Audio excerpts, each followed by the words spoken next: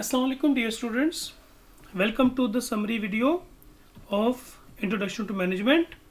And in this video we will cover week number 2, lecture number 3 and 4.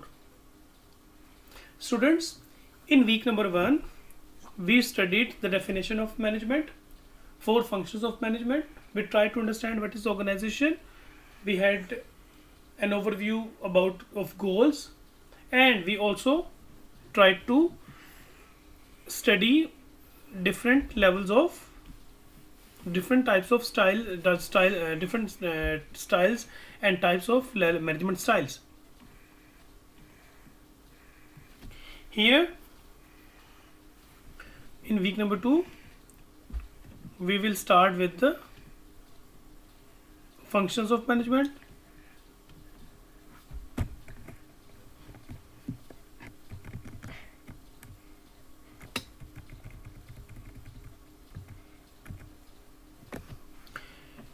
As we have studied that planning involves two things. Number 1, setting goals. Number 2, deciding how to achieve goals. So in planning we get answer of two questions. Number 1, what to achieve, and number 2, how to achieve.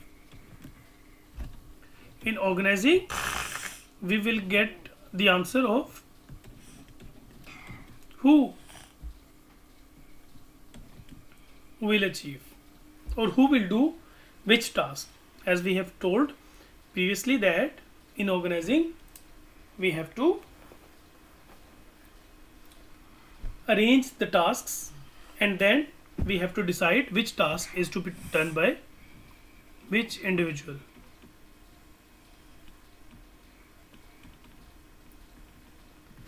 Number 3, leading.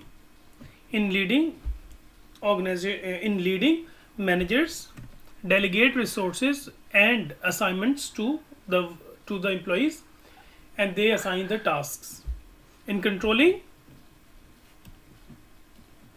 function number 4, in controlling, managers evaluate the performance of employee, compare the performance of employee, and then if it is required they take corrective actions, and if the performance is good, efficient and effective, then they do not need any correction. So students, let's come to the next point, and next heading is classification and levels of managers.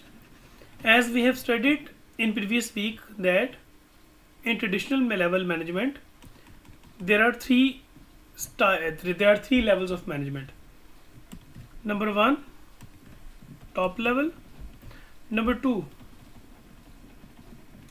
middle level, and number 3, low level. In an organization there are 3 different levels of the organization. Number 1, top. Number 2, middle. Number 3, low. First of all, we will discuss top level management. So core characteristics of top level management are that they are high level managers. They are basically leaders. Sometimes they are the owners, and their roles are as COO, Chief Operations Officer, CMO, Chief Marketing Officer, CIO, CTO, CFO, CEO, Managing Director, Principal, Headmaster, Chairman. So these are the main responsibilities of top level management. Basically, top level managers, they have to make systems, they have to make policies, and they have to make plans and goals for the entire organization. They look the organization as a whole. They do not think or they do not make plans for one department. They do not make plan for one individual, or they do not make plans for one unit of the organization, but they make plans, or they set goals for the entire organization, as it is written here, organization as a whole. And whenever they set the goals are strategic goals, or the plans are strategic plans. When we talk about strategic plans, it means these plans cover overall organization, and these plans are long term plans. These are not short term plans. Okay ji. After that,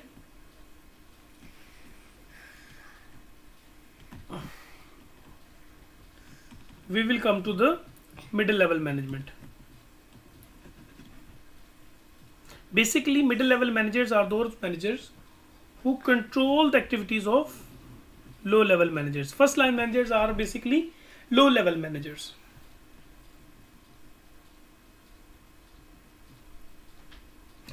If we define middle level management, we can say that most organizations have three management styles: first level, middle level, and top level. These managers are classified according to hierarchy of the organization, perform different tasks. In many organizations, number of managers in each level gives organization a pyramid structure. What is pyramid structure? Pyramid structure is like this, where top level, middle level, and low level.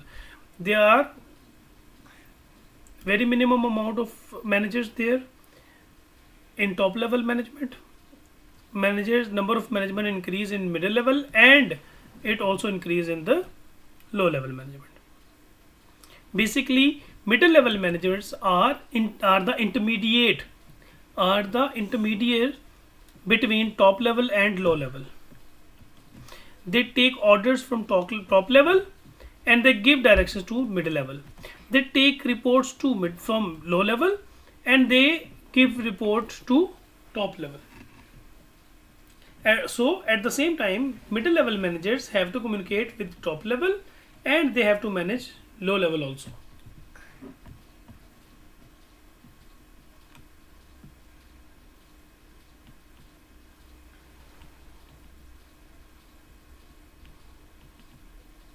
So the main roles of middle level managers are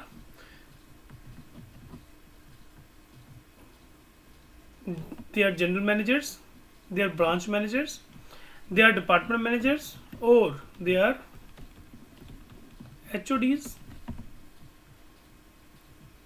They are accountable to top level management for the department functions. So they give report about the department to the top level management.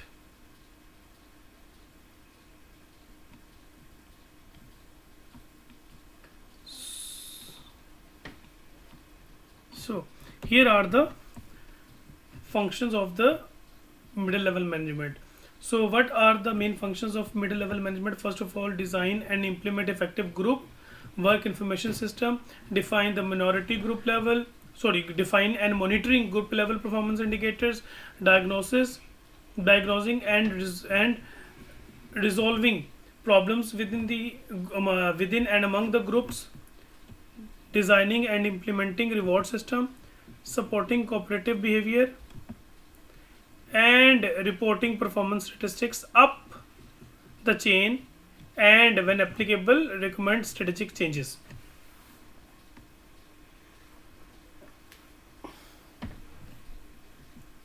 Students, after this we have the third level of management, which is called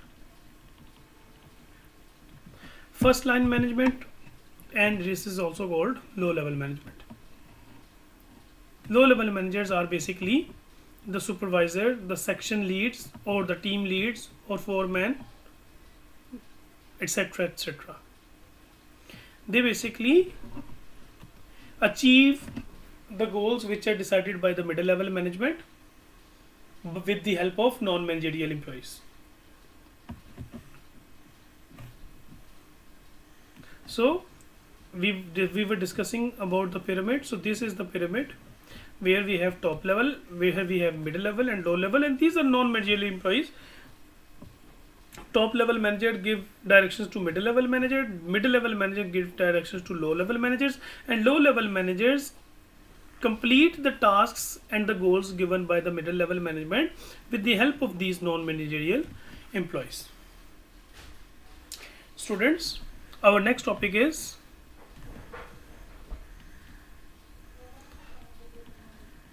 managerial skills. So there are three skills of management. Number one, technical skill.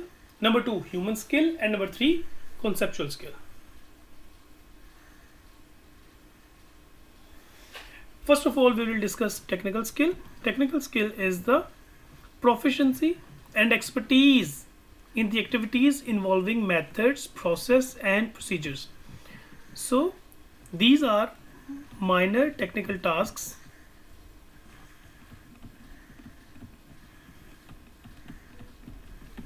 which are done by the managers.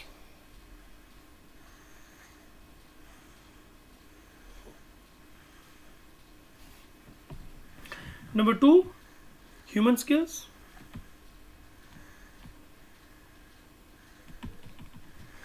In human skills,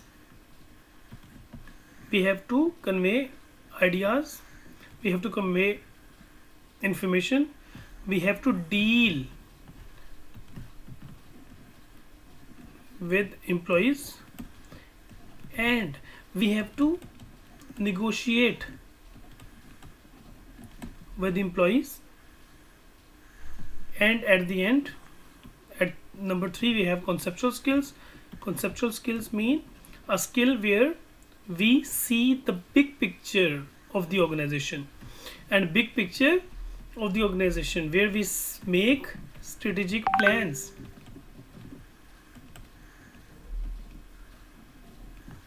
where we make long-term plans, where we cover entire organization or where we cover overall organization, and we make plans and long-term plans and goals, and we set goals for the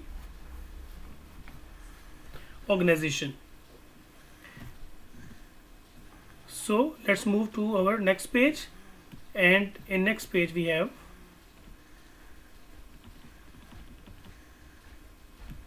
a diagram in order to understand that which skill is required by which level respectively. First of all, we will talk about the conceptual skill. Conceptual skill is the skill which is basically related to the making plannings and goals for the entire organization. So when we talk about the entire organization, then these skills are required mainly in top level managers, and it also requires in middle level management, but these are not required in lower level management. When we talk about human skills are the skills which are mainly required in the middle level. If there are human skills in top level and and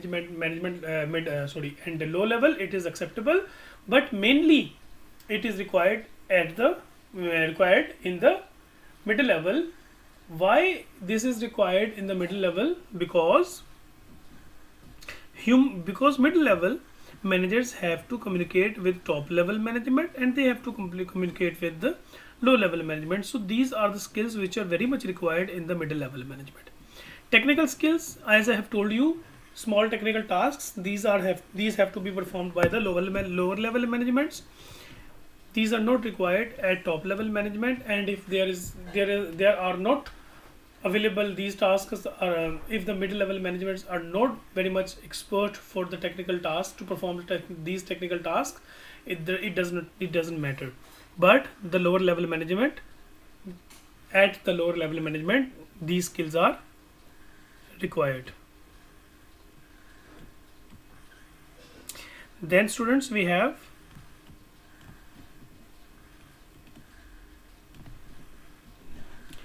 management roles of management.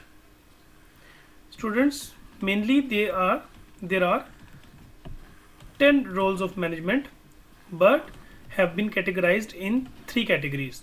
So first category is interpersonal, second category is informational, and third category is decisional.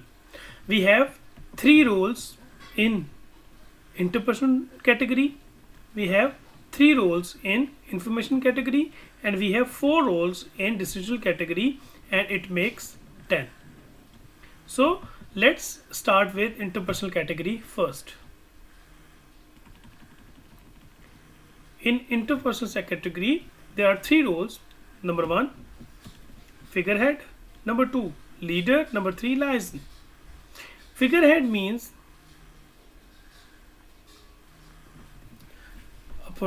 a manager is the figurehead of the team, or manager is the figurehead of the organization. It means if we see the manager, we can have the idea about the whole team. If the manager is skilled, if the manager is good, if the manager is capable of doing tasks, then we can assume that his team will also be of the same level. That's why this is called figurehead.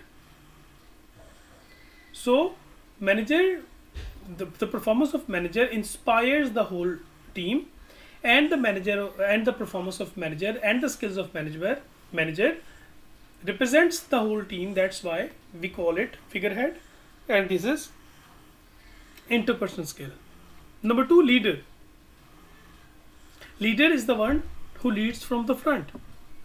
So manager is the one who has to lead organization from the front, and they have to take charge of the activities, and they have to find solutions of the problems. Number 3, liaison.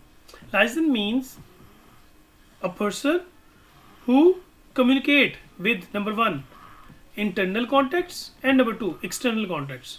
So he basically becomes bridge between internal and external contacts. That's why this is called liaison.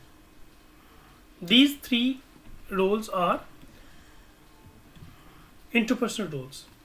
Then it comes informational roles, and in informational role we have monitor, disseminator, and spokesperson. Monitor is the one who monitors or who assesses the performances of employees, and they report to the top level management. And number 2, manager is the one who monitors the technology and the working of different organizations in the industry, and he informs the same level of technology and same level of activities to his own team. So the monitor is the one who monitors the performance of the team, and at the same time the one who monitors new technology in the industry or new activities which are being done in the industry, and he tells his team. Number 2, disseminator. Disseminator is the one who gives or communicate the information or useful information to his teammates. That's why this is called informational role. He gives information or useful information to his teammates. That's why he is called disseminator. Spokesperson, on the behalf of the whole team, there is a person who communicates with the complete team, which is called spokesperson. The third category is decisional category. So now we will see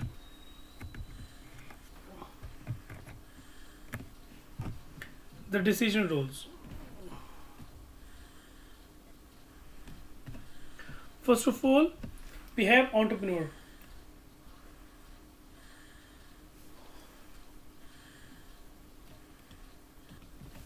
Entrepreneurship means making innovations and creativity in the functions of a management or in the functions of the organization.